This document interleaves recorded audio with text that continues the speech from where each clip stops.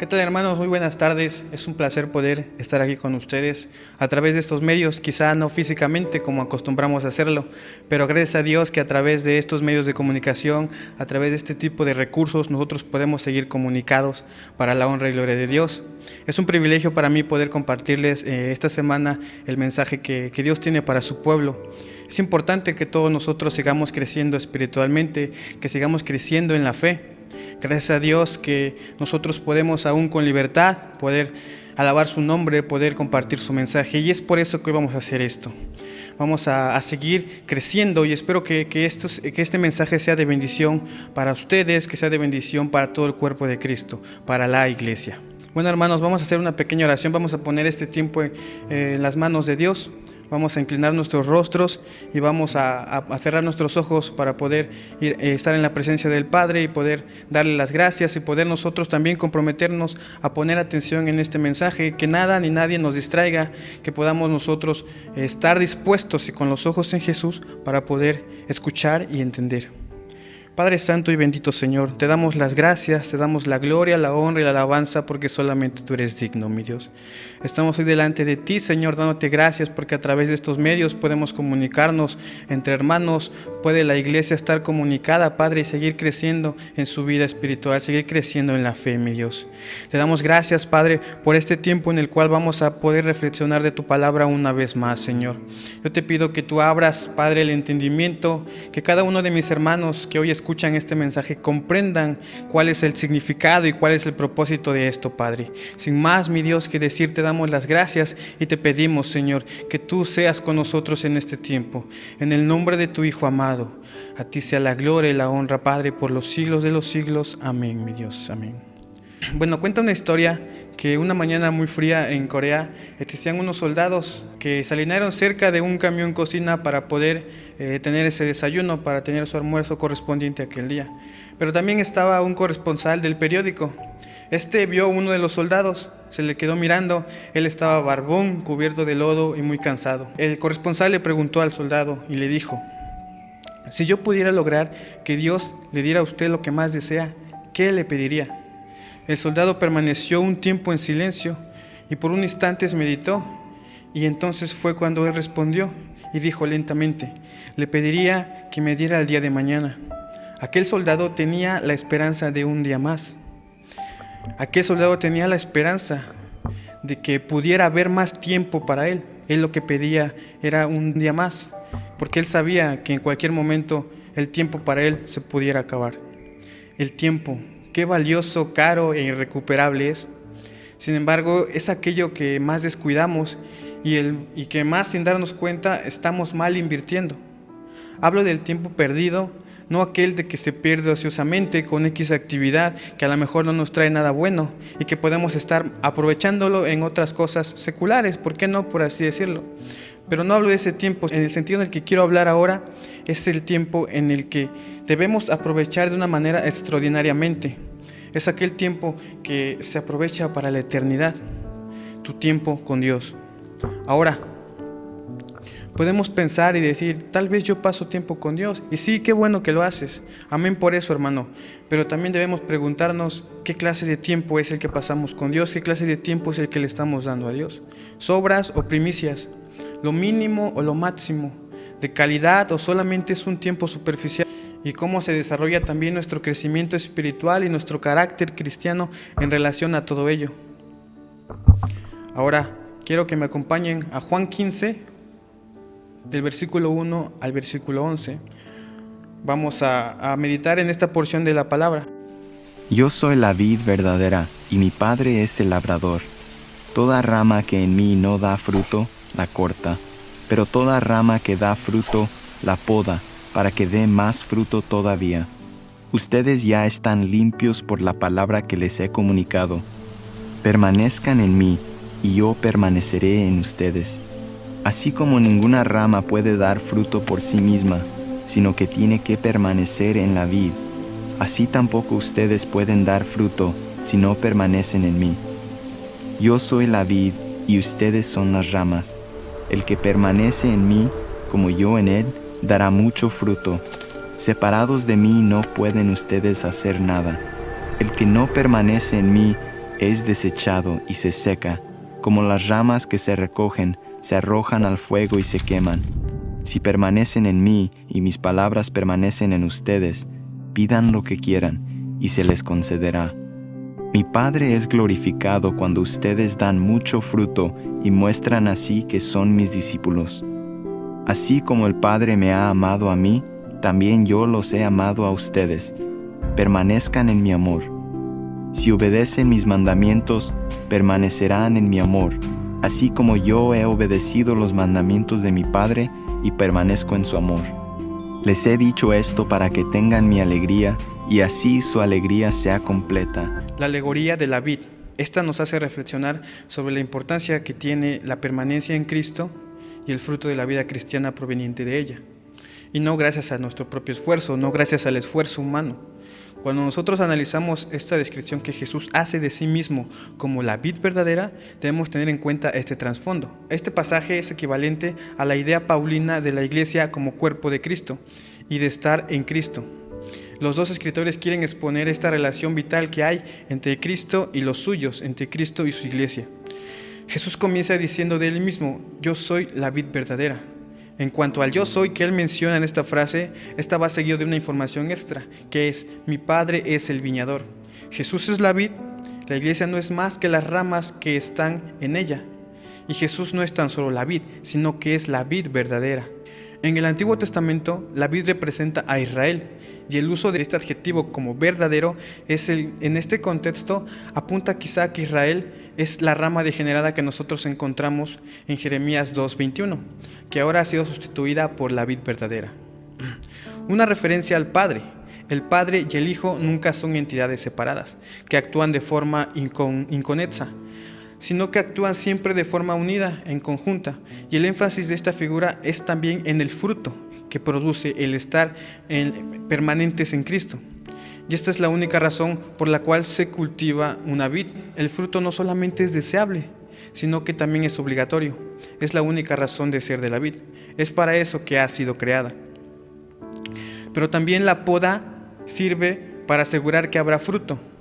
Si no se le cuida de alguna forma, la vid pierde mucho de ese fruto que está dispuesta a dar en un futuro. Pero para conseguir la máxima producción posible hace falta una poda cuidadosa, hace falta un mantenimiento muy cuidadoso. Y esta es una figura muy buena de la vida cristiana. El fruto del servicio cristiano nunca es el resultado de nuestros propios esfuerzos. El fruto del servicio cristiano no es el resultado de los propios esfuerzos naturales que nosotros hagamos. Por eso hay la necesidad de una poda, la necesidad de una limpia, de un mantenimiento. Esta limpieza de las ramas muestra que estamos viviendo en una esfera espiritual. Jesús está hablando de lo que les ocurre a la vid, pero más que eso, Jesús verdaderamente lo que le interesa es lo que le sucede a las personas. El Padre limpia a las personas de tal forma que pueden vivir vidas fructíferas, vidas con mucho fruto. Aquí no se nos define lo que es el fruto, pero a la luz del Nuevo Testamento se está hablando de las cualidades del carácter cristiano. Les está explicando la forma en las que pueden crecer espiritualmente. Pero no deben de dar las cosas por sentado, sino que tienen que procurar siempre permanecer en Cristo. Y como dice Jesús: yo permaneceré en vosotros, permaneced en mí y ved que yo permanezco en ustedes. Pero ¿qué quiere decir? Jesús quiere que los discípulos vivan de tal forma que Él pueda en todo momento seguir permaneciendo en ellos, en este caso en nosotros. La idea de permanecer obligatoriamente implica a las dos partes: quién o qué y dónde, por lo cual permanecer es un requisito indispensable para dar fruto. Ninguna rama puede dar fruto por sí sola o sin ayuda. Todas las ramas están vivas porque están unidas a la vid. Por lo tanto, permanecer en Cristo es el requisito indispensable para que el cristiano pueda dar fruto. Y dar fruto incluye, sin lugar a dudas, la formación de un carácter cristiano. Cómo conseguir que otros sigan en Cristo. Incluye todo aquello que nace de haber recibido la vida que Cristo ofrece. O dicho de otra manera, de tener una relación vital con Jesús.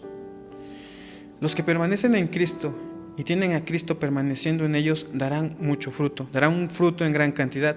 El versículo 5 concluye en una declaración contundente sobre la inutilidad del ser humano si éste no está en Cristo. Separados de Él, no es posible avanzar espiritualmente. Como dice el versículo, separados de mí, nada podéis hacer. También en el versículo 7, Jesús deja el tema de dar fruto para hablar de la oración. El tema de este pasaje es permanecer, pero mientras que Él antes estaba hablando de Él mismo, de Él permanecer en los creyentes, ahora habla de que sus palabras tienen que permanecer en los creyentes o en nosotros. Los discípulos deben orar.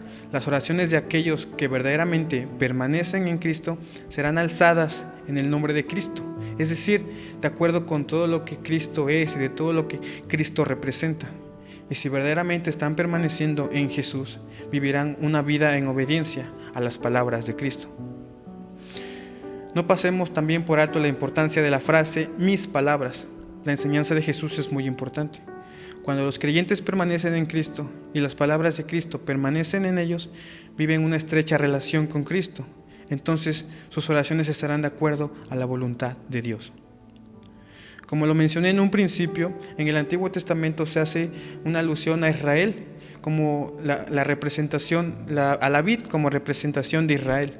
La viña del Señor de los ejércitos en la casa de Israel, dice Isaías 5. Te planté vid escogida, simiente verdadera, toda ella. Es el mensaje de Dios a Israel por medio de Jeremías. Ezequiel 15 también compara a Israel con una vid cuya madera no sirve para más que para el fuego. Quizá los judíos podrían pensar, por el simple hecho de ser judíos, de tener nacionalidad judía, de tener esa sangre judía, que ellos podían ser la viña del Señor y automáticamente podrían ser salvos. Pero es como si Jesús tal vez nos dijera, ¿creen que por pertenecer a la nación de Israel son pámpanos o ramas de la verdadera vid de Dios? Pero la auténtica vid de Dios soy yo. Por el hecho de ser judíos no se pueden salvar. Lo único que les puede salvar es estar unidos vitalmente conmigo. Porque yo soy la auténtica vid, la vid de Dios, y por tanto tienen que ser pámpanos unidos a mí. Jesús estaba estableciendo ya el principio de que Él era el camino verdadero a la salvación. El ser de la vid no es tener sangre judía, sino tener fe en Él. Eso es lo que quizá Jesús pudo haberle dicho a los judíos. Pero también esto puede ser para nosotros. Puede ser lo mismo para la iglesia. ¿Creen que porque pertenecen a cierta determinada denominación religiosa son ramas de la vid verdadera que llevan mucho fruto?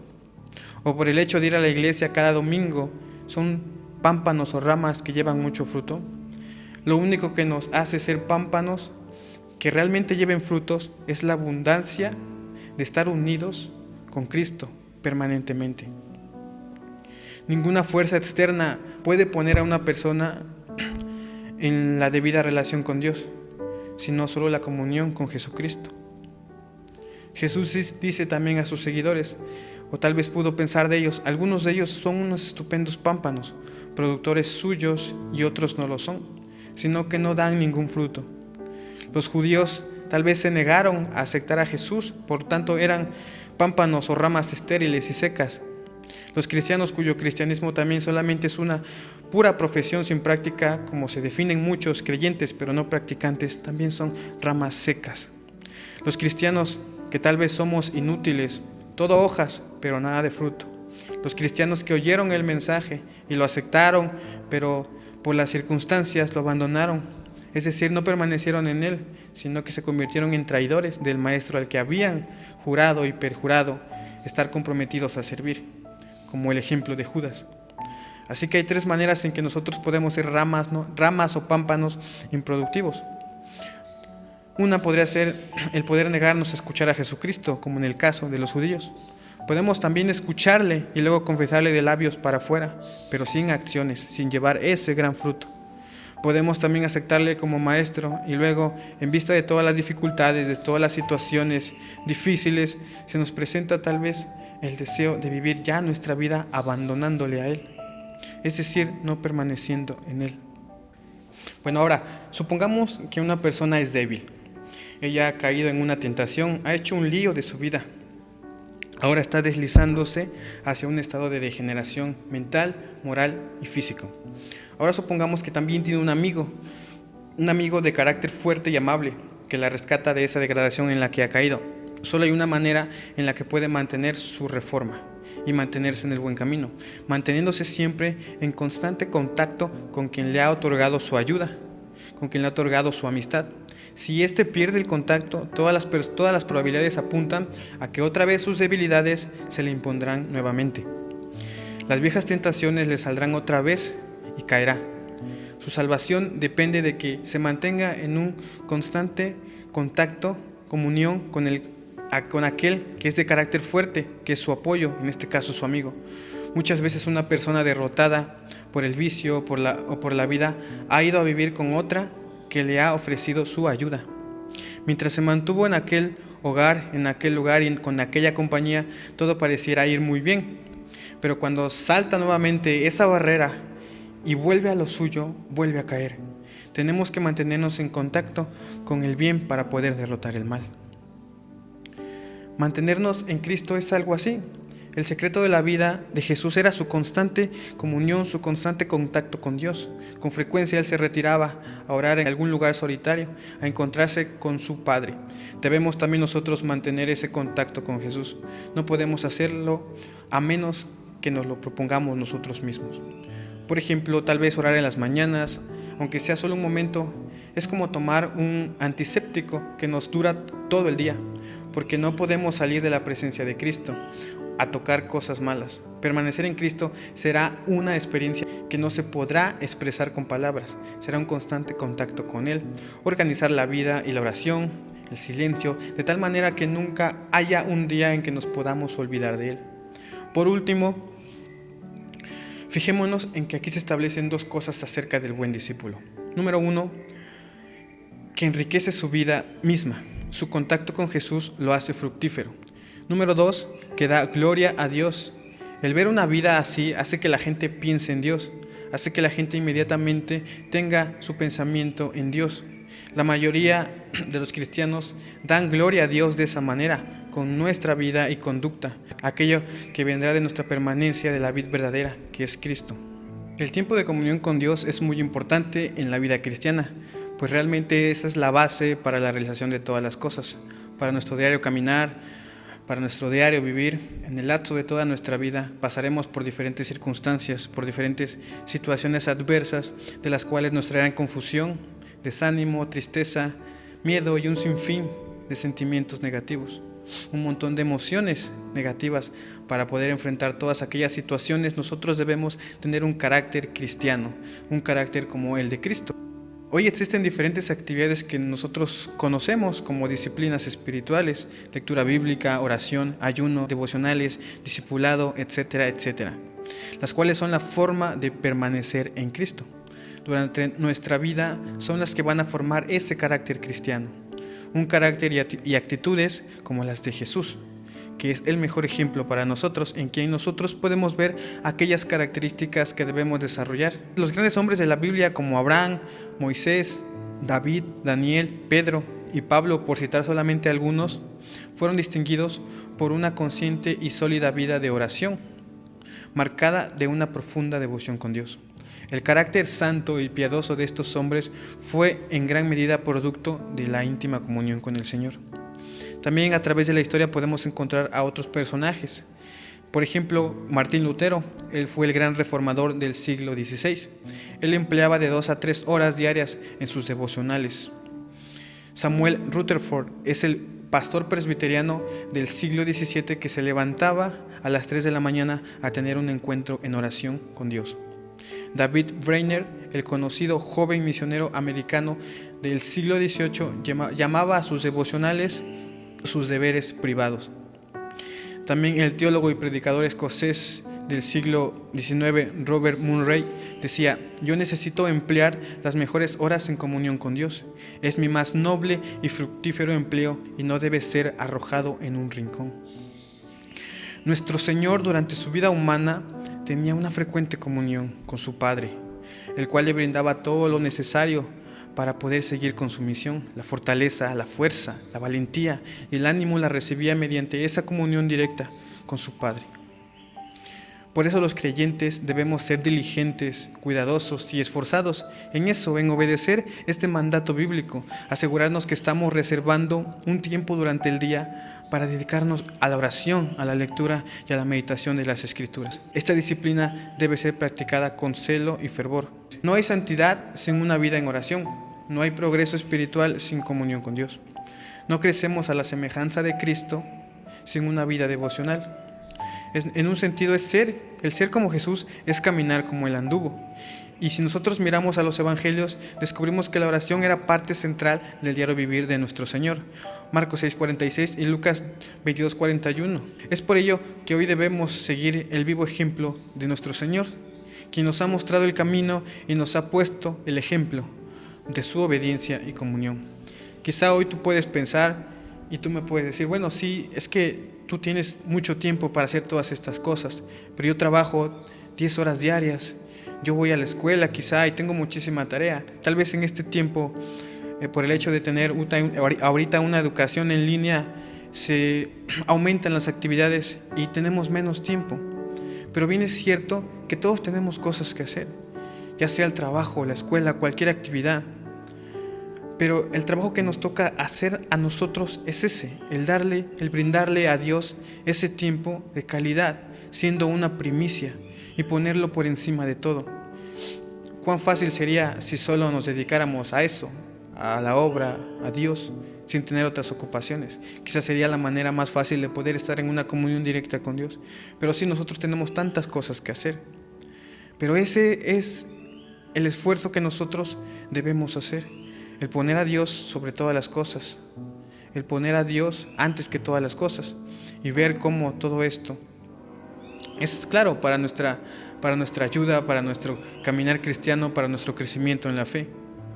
Por eso, hermana y hermano, permaneced en la vid para que puedas llevar mucho fruto y fruto en abundancia. Y bueno, hermanos, sin más que decirles, pues vamos a hacer una oración, vamos a terminar esto como debe de ser, con una pequeña oración, dándole gracias al Padre por este tiempo en que nosotros pudimos meditar, en que pude tal vez compartirles un poco acerca de la palabra de Dios.